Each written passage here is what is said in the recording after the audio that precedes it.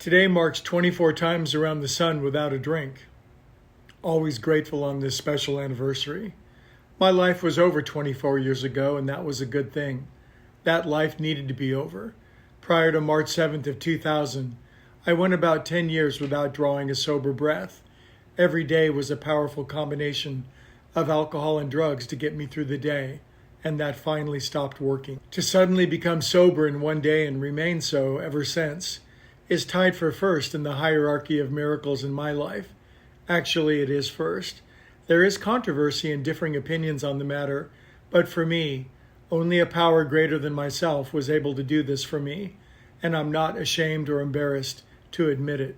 Einstein famously commented, "Everything is a miracle or nothing is." Of course, this is a choice of perception, as well it should be. No one should be convinced or coerced into believing in miracles. Just having the option to choose whether life itself is a miracle or not is a miracle in and of itself, as far as I'm concerned. On the other hand, no one should be convinced or coerced into thinking there are no miracles, that such thinking is weak, mushy, or irrational.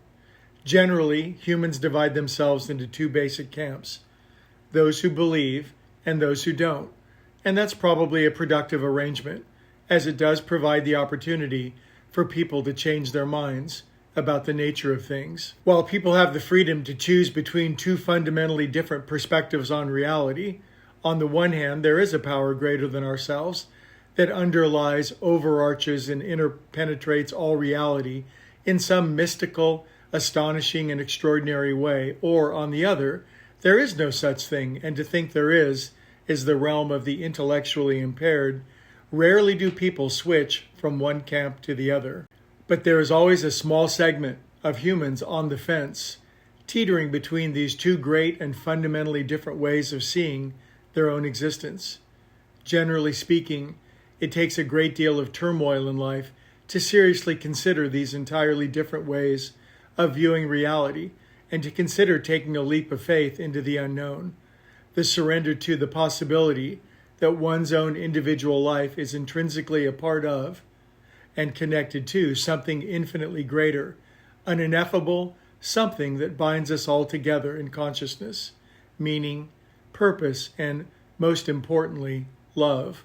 This leap of faith is often extremely difficult for those stuck on the fence, but it often is the pain of being stuck that drives an individual into the necessary open-mindedness and willingness to finally let go of control and surrender.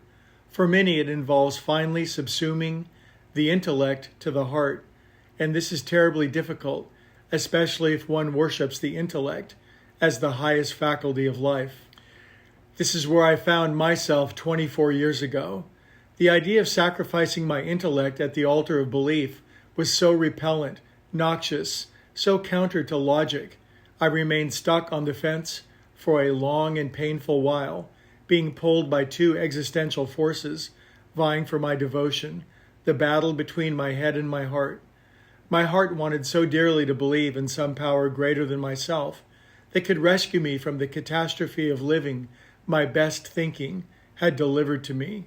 My head, my intellect, could not tolerate the process of checking my intelligence at the door and joining a group of mouth-breathing, slack-jawed rubes, my words, in pursuing a relationship with God. What had become of me? Why, I am smarter than almost all of the other average bears. Why do I have to turn my life over to something greater than myself? This was a painful place to live in spring of 2000, stuck between these two worlds, my intellect arguing for one obvious and evident reality, and my heart yearning for something intuitively felt, a lost compass inside of my being that had been badly degraded, a compass that could guide me into a new reality, one where I could heal, learn to cooperate with life again, let down my intellectual pride, scratch out a little bit of humility, and find where I might actually fit into the scheme of things. Then one day, it occurred to me, very much like getting an arrow shot right into my forehead. Trying to access and to know God through my intellect could not ever work. Using my intellect to make a conscious contact with God was like trying to use a thermometer to weigh an object or a scale to take my temperature. it was the wrong tool for the job. For me, my heart finally won out over my head. Only through my heart could I effect a felt, visceral experience of God or love or source or being. It didn't matter what I called it. It only mattered that I sincerely and without reservation called upon it. At that moment, a grace and mercy that was previously blocked to me by the self-constructed edifice of my own doubt, pride, arrogance, and cynicism came rushing in to greet me. The poles of my life flipped overnight, and I found myself in an entirely new world. Haven't had a drink since. Am I crazy? Maybe. But this brand of crazy beats the pants off the old brand of crazy.